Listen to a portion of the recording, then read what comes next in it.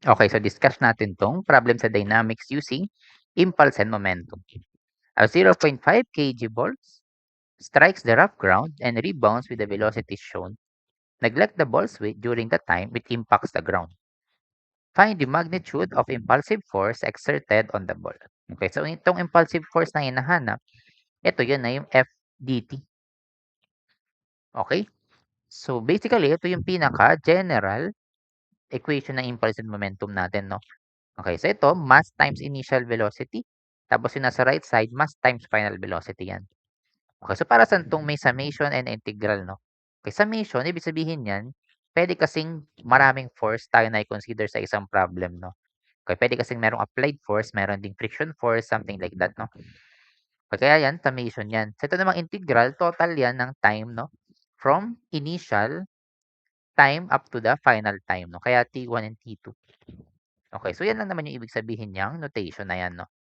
Okay? So dito, ang i-consider mo natin dito ay along X and along Y, no? Okay, kasi mapapansin natin yung direction ng ating ano dito, ball, no? Okay, meron siyang X and Y component, no? Parehas, no? Okay, so along X muna tayo, no? Okay, so substitute lang natin yung value sa formula.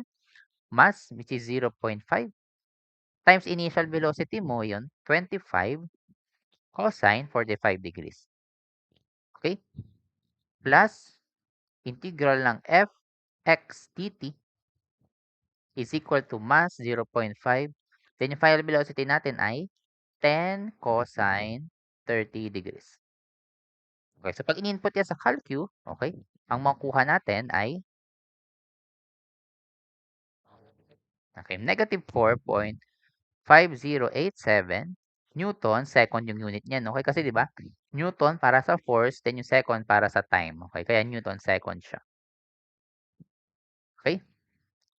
So now, along y naman, okay, so ito, 0.5 times negative 25 sine 45. Kasi nga, di ba, pababa yung sa initial velocity natin. Okay, kaya negative yung along y niya. Okay, plus integral ng fy dt is equal to 0.5. Final velocity natin, that's 10 sine 30 degrees. So now, input lang uli yan sa calcu, integral ng fy dt is equal to 11.3388 Newton times second. Okay, so para makuha natin yung magnitude ng impulsive force, kunin mo lang yung resultant niyan. Okay, so F dt is equal to square root ng negative 4.5087 squared plus 11.3388 squared, no? Yan siya.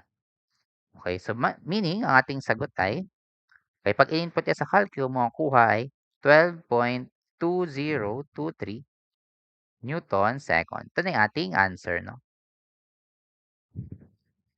Ayan. Okay. So, gusto mo makuha yung direction naman. Okay. So, simply, okay, para sa direction, di ba, theta is equal to inverse tan lang ng, okay, yung ating y, di ba, over x natin. Okay. So, ating direction, di ba, inverse tan lang ng 11.3388 over negative 4.5087. Okay. So, makuha ang sagot dito ay 68.316 degrees. Okay. So, take note yung direction natin. Negative yung sa x natin, positive yung sa y. Okay, so pagka ganun, di ba pag ganito yun? Negative yung x, positive si y. So, ganito yung direction natin. Okay, so ganun lang natin sinolve yung problem, okay, using impulse and momentum. Okay, so yun lang. No? So, thank you for listening.